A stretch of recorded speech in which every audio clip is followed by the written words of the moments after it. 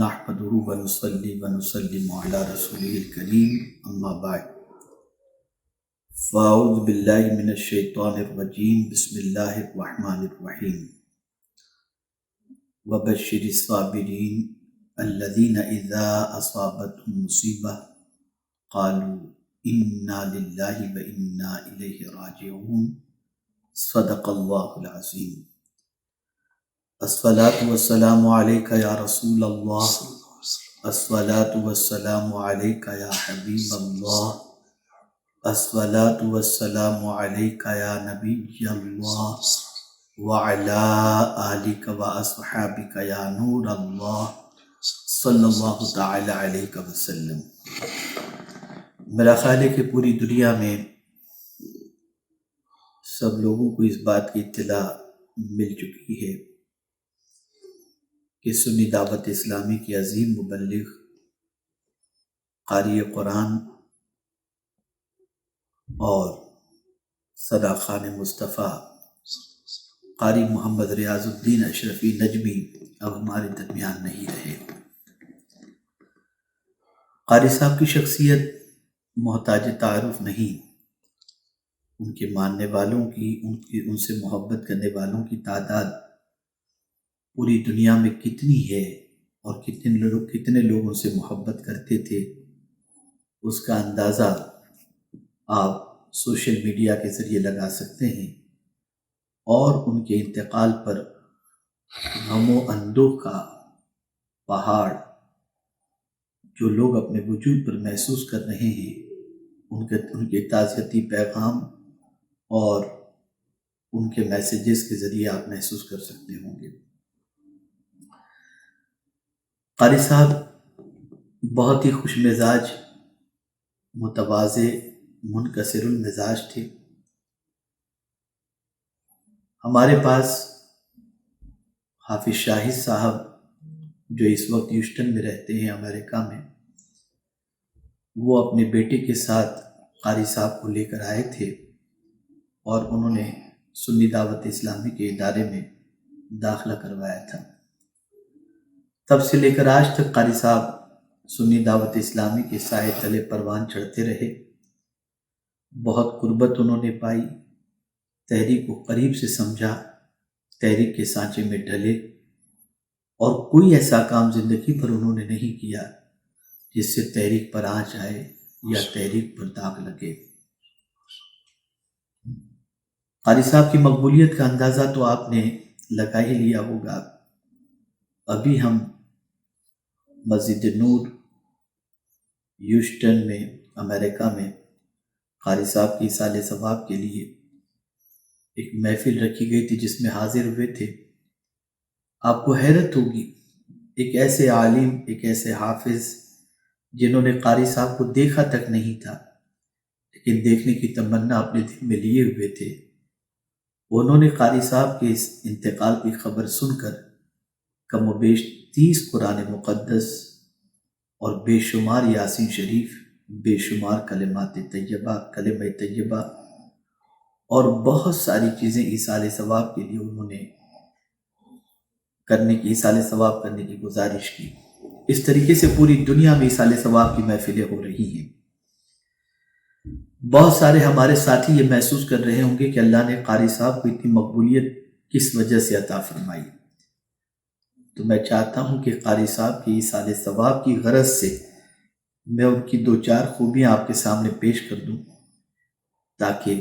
معاشرے میں مداح رسول کو بھی کچھ سمجھ میں آ جائے اور ساتھ ہی ساتھ قاری صاحب کی مقبولیت کے سبب کی طرف بھی توجہ ان کی مبذول ہو سکے۔ پہلی چیز، قاری صاحب کی سب سے بڑی خوبی یہ تھی کہ کبھی انہوں نے نذرانے کا نہ ڈیمانڈ کیا ہے، نہ طے کیا ہے، نہ تقاضا کیا ہے، نہ پیشگی منگوایا۔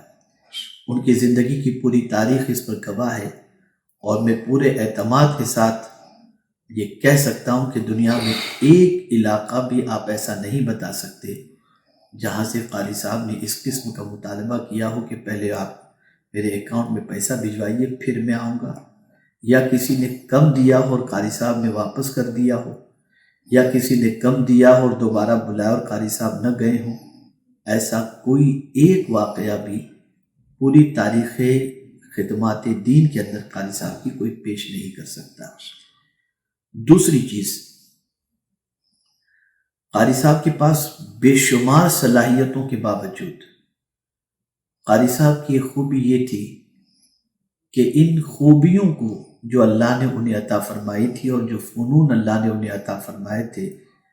اسے کبھی وہ اپنا کمال نہیں سمجھتے تھے، یہ اللہ کا فضل تصور کرتے تھے۔ یہی وجہ ہے کہ ہمیشہ متواضع بن کر کے رہے، منکسر المزاج بن کر کے رہے۔ آج تھوڑی سی شہرت مل جائے تو دماغ آسمان کو چھونے لگتا ہے، کچھ نعتیں پاپولر ہو جائیں تو تکبر کٹ کٹ کے بھر جاتا ہے۔ لیکن الحمدللہ قاری صاحب کی سچویشن یہ رہی کہ حضور مفکر اسلام کے ساتھ اگر کار میں سفر کر رہے ہیں اور حضرت نے فرما دیا قاری صاحب نعت سنائیں تو کار میں نعت سنا رہے ہیں۔ کبھی ہم نے گزارش کر دی کہ ہمیں نعت سنائیں تو قاری صاحب ہمیں نعت سنانے لگ گئے۔ حد تو یہ ہے کہ دو بندے اگر بیٹھے ہیں اور انہوں نے کہا قاری صاحب نعت سنائیں تو بغیر کسی نخرے کے قاری صاحب نعت سنانے کے لیے تیار ہو جاتے، اور ایسا محسوس ہوتا کہ ایک بڑے مجمع میں آدمی جس طریقے سے خوش دلی سے نعت سناتا ہے ویسے ہی وہ نعت سناتے تھے۔ تو یہ دوسری خوبی قاری صاحب کی تھی کہ کبھی انہوں نے خود کو کچھ نہیں سمجھا، بلکہ اگر یہ کہوں تو غلط نہ ہوگا، انہوں نے خود کو بڑا کبھی نہیں سمجھا، خدا ہی کو بڑا سمجھا ہے۔ تیسری چیز، بزرگوں کا ادب۔ میں نے پوری زندگی قاری صاحب کو جب سے میرے پاس وہ آئے میں نے ان کو بہت تب پایا۔ بڑوں کا ادب کٹ کٹ کے ان کے اندر بھرا ہوا تھا۔ وہ خاص طور پر حضور مفکر اسلام کے لیے وہ گرد راہ بنے ہوئے تھے۔ بڑی صحبت حضور کی انہوں نے پائی، اور حضور مفکر اسلام کی تربیت کی بنیاد پر اور شفقتوں کی بنیاد پر، محبت کی بنیاد پر، تربیت کی بنیاد پر ان کے اندر حسن اخلاق بے پناہ بھرا ہوا تھا، اور وہ حسن اخلاق کے پیکر تھے۔ آج ہمارے یہاں اچھی صحبت کا کوئی متلاشی نہیں رہ گیا، خود ہی کو آدمی مکمل سمجھ کر بڑوں کی صحبت کے اندر بیٹھنے کے لیے تیار نہیں ہوتا۔ لیکن قاری صاحب کی مقبولیت کی ایک وجہ یہ بھی تھی کہ مؤدب تھے اور ہمیشہ بڑوں کا خیال کیا، بڑوں کا احترام کیا، بڑوں کی خدمت کی۔ چوتھی خوبی قاری صاحب کی، زندگی بھر تحریک وفادار رہے۔ کبھی کوئی کام ایسا انہوں نے کیا نہیں جس سے تحریک پر داغ لگے، اور ہم بے خوف و خطر تحریک کے نمائندے کی حیثیت سے دنیا کے کسی بھی خطے میں بھیجنا ہوتا ہم بھیج دیتے، اور کبھی ہم کو ذرہ برابر بھی یہ احساس نہیں ہوتا تھا کہ یار کہیں قاری صاحب بیڑا غرق نہ کر دیں، نہیں، بلکہ ہم نے دیکھا کہ جہاں قاری صاحب کو ایک بار بھیجا گیا وہاں سے 10ویں مرتبہ قاری صاحب کو بھیجنے کے سلسلے میں ہم سے گزارش کی گئی۔ تو یہ 2-4 باتیں تھیں جو مجھے کہنا بے پناہ ضروری تھی، اور یہ باتیں صرف میں نے اس لیے کہی ہیں تاکہ وہ داعیان دین، وہ مبلغین، وہ ثناخواں، وہ اس راستے کے مسافر جو ہیں قاری صاحب کی مقبولیت کے اسباب کو سمجھیں، اور قاری صاحب کے نقش قدم پر چل کر اللہ اور اس کے رسول جل جلالہ صلی اللہ علیہ وسلم کی بارگاہ میں مقبول ہوں۔ سنی دعوت اسلامی پورے کے پورے تحریک اور تحریک کی ساری برانچز، تحریک کے سارے مبلغین قاری صاحب کے وصال پر ان کے گھر والوں کے غم میں برابر کے شریک ہیں، اور جو کچھ ممکن ہو سکے گا قاری صاحب کے سلسلے میں، ان کی فیملی کے سلسلے میں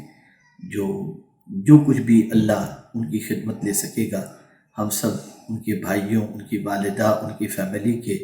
دست و بازو بن کر کھڑے رہنے کی کوشش کریں گے، اور اللہ کی بارگاہ میں دعا کرتے ہیں کہ اللہ تعالیٰ انہیں رسول اعظم صلی اللہ علیہ وسلم کا پڑوس نصیب فرمائے، اور شفاعت مصطفی صلی اللہ علیہ وسلم سے انہیں مالا مال فرمائے۔ اسی کے ساتھ یہ بات ذہن میں رکھیے گا کہ حضور مفکر اسلام جیسی عظیم شخصیت جو جہاں دیدہ بھی ہیں اور آغوش پروردہ حضور حافظ ملت و حضور مفتی اعظم ہند علیہ الرحمہ ہیں، انہوں نے قاری صاحب کی تربیت کے اندر بڑا کلیدی رول ادا فرمایا ہے، اور اتنا یقین تھا قاری صاحب پر کہ اپنی مسجد میں قاری صاحب کو کوشش کرتے تھے سال میں 2-3 مہینے بلانے کی، اور حضور مفکر اسلام کی مسجد کے اندر وہ جو ہے 2-3 مہینے امامت کرتے تھے، اور حضرت جہاں فرماتے تھے وہاں پروگرام وغیرہ کے لیے جایا کرتے تھے۔ اور ایک کمپلین کبھی میرے پاس حضرت کی طرف سے نہیں آئی کہ آپ کا مبلغ ایسا، بلکہ قاری صاحب کو اپنے ساتھ رکھنا پسند بھی کرتے تھے، اور قاری صاحب سے جو ہے حضور مفکر اسلام بے پناہ خوش تھے۔ اب ایک آخری بات عرض کر دوں، ہم بہت ساروں کے گھر مہمان بن کر کے جاتے ہیں، اور جب چلے جاتے ہیں تو آدمی کہتے ہیں چلو یار، سب تو ایسا نہیں لیکن کسی کی پوزیشن ایسی ہوتی ہے۔ لیکن آپ دیکھیں قاری صاحب کے ساتھ قاری صاحب کے میزبان کا بیٹا تھا، جو بیٹا قاری صاحب کے میزبان کا تھا، قاری صاحب کے ساتھ لندن کے سفر میں تھا، لندن سے واپسی میں قاری صاحب کے ساتھ حادثے کے اندر اس بچے کی شہادت پہلے واقع ہوئی اور قاری صاحب کی شہادت بعد میں واقع ہوئی۔ میں نے اس بچے یعنی محمد عادل کے والد کو جب میں نے فون کیا اور میں نے بچے کی تعزیت ان کے سامنے پیش کی کہ آپ کے بچے کے ایک وصال و شہادت کے غم کے اندر ہم آپ کے ساتھ برابر کے شریک ہیں، تو برجستہ ان کے والد فضل صاحب نے مجھ سے فرمایا کہ حضرت